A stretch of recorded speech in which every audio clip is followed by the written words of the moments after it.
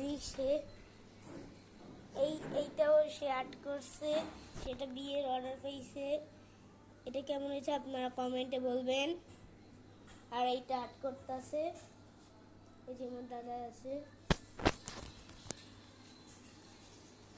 আর এগুলো রং করবে, তো সেটা আমি নেক্সট ভিডিওতে দেখাবো। এই যে রং আছে,